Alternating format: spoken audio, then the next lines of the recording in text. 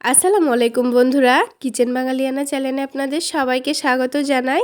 এই বর্ষার দিনে কিন্তু প্রচুর তাল পাওয়া যায়, আর এই তাল দিয়ে আজকে আপনাদের সঙ্গে সেরা স্বাদের একটি পিঠা রেসিপি শেয়ার করব।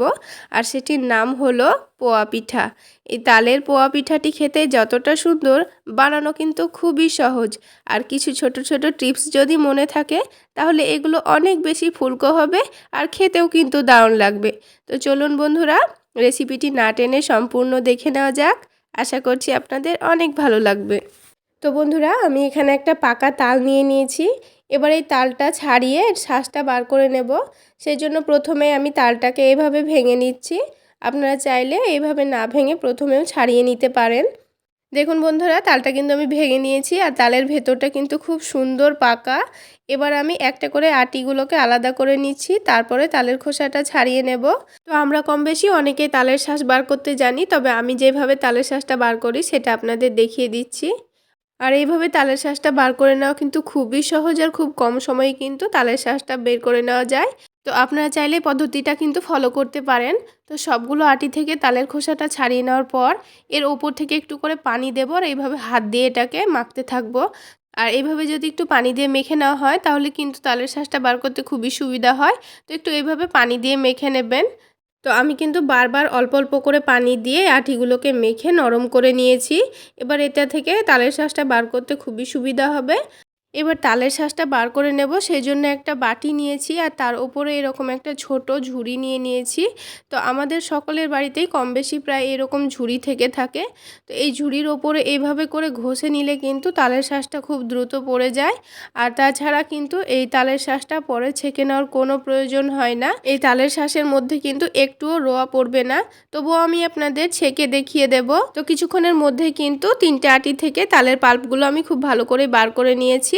তো এবার আমি তালের এই পাল্পটা বা শাঁসটাকে আমি আপনাদের ছেঁকে দেখিয়ে দেব। তো দেখুন এটা কতটা হয়েছে।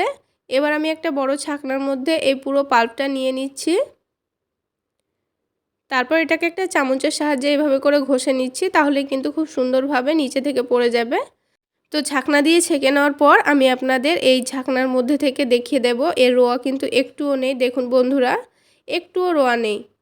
তো আপনারা চাইলে এই পদ্ধতিটা করতে পারেন, আপনাদের ছাকারও প্রয়োজন পড়বে না। তো আজকের এই তালের পোয়া পিঠাতে কিন্তু আমার এই পুরোটা তালের পাল্প লাগবে না, সেজন্য একটা বাটি মেপে আমি এক বাটি এখানে নিয়ে নিচ্ছি। আর এই বাকি পাল্পটা আমি একটা বাটির মধ্যে ঢেলে ফ্রিজে রেখে দেব। এতে কিন্তু আরও একটা পিঠা আমার তৈরি করা হয়ে যাবে। তো এটা আমি ফ্রিজে রেখে দিচ্ছি।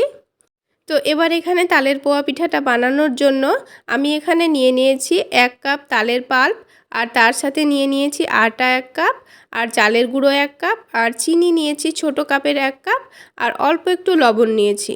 তো এবার একটা বড় বাটি নিয়েছি। এবার এই বাটির মধ্যে কিন্তু একে একে আমি উপকরণগুলো দিয়ে দেব। তো সবার প্রথমেই দিয়ে দিলাম 1 কাপ চালের গুঁড়ো, আর তারপরে দিয়ে দিচ্ছি 1 কাপ আটা। আপনারা চাইলে আটার পরিবর্তে ময়দা দিয়েও করে নিতে পারেন। তারপর দিয়ে দেব স্বাদ অনুযায়ী চিনি। আপনারা আপনাদের স্বাদ অনুযায়ী এখানে চিনিটা দিয়ে দেবেন। আর দিয়ে দিচ্ছি সামান্য পরিমাণে লবণ। আপনারা যদি লবণটা মিষ্টি খাবারে পছন্দ না করেন, সেক্ষেত্রে বাদ দিতে পারেন। তো এবার এখানে 1 কাপ তালের পাল্পটা আমি দিয়ে দিচ্ছি। তো এবার আমি আপনাদের সবচেয়ে সহজ পদ্ধতিতেই ব্যাটারটা রেডি করা দেখিয়ে দেব। তো এখানে আমি 2 কাপ পানি দিয়ে দেব। পানিটা কিন্তু আমি একেবারেই দিয়ে দিচ্ছি। আর এখানে আমি যে বাটি মেপে পানিটা দিচ্ছি, সেই বাটি মেপেই কিন্তু চালের গুঁড়ো আর আটাটা নিয়ে নিয়েছি। তাই ওটা যখন 2 কাপ দিয়েছি, তাই পানিটাও 2 কাপ দিয়ে দিলাম।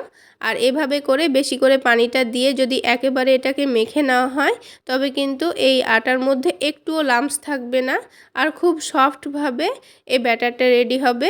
তো যারা প্রথমবার এই পোয়া পিঠা বানাতে যাচ্ছেন, তারা কিন্তু এই পদ্ধতিটা ফলো করতে পারেন। এখানে এভাবে একেবারে পানিটা দিয়ে দিলে কিন্তু একটুও লাম্পস থাকবে না, বা এর মধ্যে কোনো এই আটার গুটি গুটি ভাবটা থাকবে না। তো এটাকে খুব ভালো করে একটু ফেটিয়ে নিতে হবে। এর মধ্যে চিনি দেওয়া আছে, কারণ চিনিটা গলে গিয়ে কিন্তু এই ব্যাটারটা আরও একটু পাতলা হয়ে যাবে। তো আপনাদের যদি অনেকটাই পাতলা হয়ে যায়, সেক্ষেত্রে কিন্তু এর মধ্যে সামান্য একটু আটা বা চালের গুঁড়ো ছিটিয়ে দিয়ে এটাকে খুব ভালো করে আবার ফেটিয়ে নেবেন। এবার এই ব্যাটারটাকে কিছুক্ষণের জন্য রেস্টে রাখতে হবে, কমপক্ষে 30 মিনিট রেস্টে রাখতেই হবে। তাহলে কিন্তু চালের গুঁড়োটা খুব সুন্দরভাবে ভিজবে আর এই পোয়া পিঠাগুলো কিন্তু খুব সুন্দরভাবে ফুলবে আর খেতেও কিন্তু অনেকটাই টেস্টি হবে। তো 30 মিনিট রেস্টে রাখার পর এর ঘনত্বটা দেখুন, আমি ঠিক এই রকমভাবে ব্যাটারটা রেডি করে নিয়েছি। আপনারা দেখে নিশ্চয়ই বুঝতে পারছেন। তো এবার এখানে আমি একটা কাপ নিয়ে নিয়েছি। এবার এই কাপে মেপে মেপে আমি পোয়া পিঠাগুলো তৈরি করে নেব। আর এভাবে একবারে কাপের মধ্যে যদি এই ব্যাটারটা নিয়ে নেওয়া হয় তাহলে তেলের মধ্যেই ব্যাটারটা দিতে খুবই সুবিধা হয়। তো এখানে আমি তেল গরম করতে বসিয়ে দিচ্ছি। আর এখানে কিন্তু ছোট ছোট টিপসগুলো যদি আপনারা ফলো করেন তবে কিন্তু আপনাদের পিঠাগুলো খুব সুন্দরভাবে ফুলবে।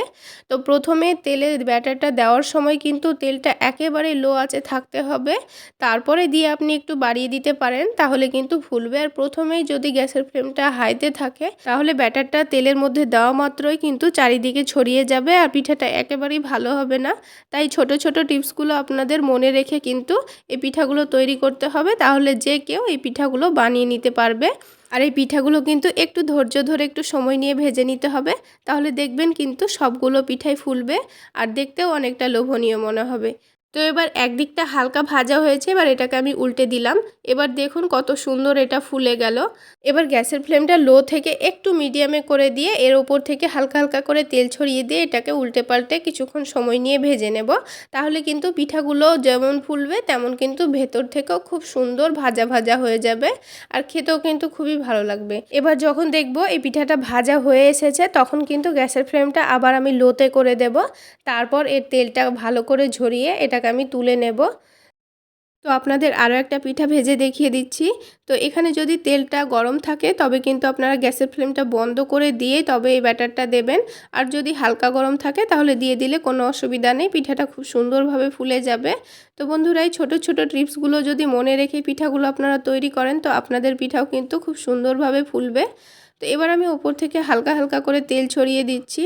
এবার যখন এই পিঠাগুলোর একদিক হালকাভাবে ভাজা হয়ে যাবে তখন এবার এটাকে আমি উল্টে দেব।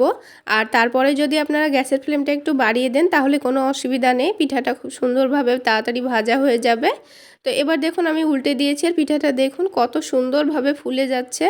তো বন্ধুরা, আমার এই ছোট ছোট টিপসগুলো ফলো করে যদি কেউ এই পিঠাগুলো বানিয়ে থাকেন তবে কিন্তু আমাকে অবশ্যই কমেন্ট সেকশানে জানাবেন আপনাদের পিঠাগুলো কেমন হয়েছে। আর এই পাকা তালের সিজনে অন্তত একবার হলেও এইভাবে পোয়া পিঠাটা বানিয়ে খেয়ে দেখবেন, আপনাদের অনেক ভালো লাগবে। আর বন্ধুরা, এই তালের পোয়া পিঠাগুলোকে আমরা আরেকটা কথায় কিন্তু তালের আধাসা বলেও থাকি। তো আপনারা কে কী বলে থাকেন সেটা কিন্তু অবশ্যই কমেন্ট সেকশানে লিখে জানাবেন। আর বন্ধুরা, এই পিঠাগুলো খেতে এতটাই টেস্টি হয় যে কেউ একবার বানালে কিন্তু বারবার বানিয়ে খাবে। তো বন্ধুরা, সবগুলো পিঠাই কিন্তু হয়ে গেছে আর আমি আপনাদের দেখিয়ে দিচ্ছি। দেখুন সবগুলো পিঠাই কিন্তু খুব সুন্দরভাবে ফুলকো ফুলকো হয়েছে আর দেখতেও কিন্তু অনেকটাই লোভনীয় মনে হচ্ছে। তো এবার আমি আপনাদের একটা ভেঙে দেখিয়ে দেব। দেখুন এর ভেতরটা কত সুন্দর ফাঁপা, একটু আটা আটা ভাব নেই আর খেতেও কিন্তু দারুণ হয়েছিল। পুরো মনে হচ্ছে যে এটা লুচির মতো দেখতে। তো বন্ধুরা, আজকের রেসিপি ভালো লাগলে অবশ্যই একটা লাইক শেয়ার করে দেবেন।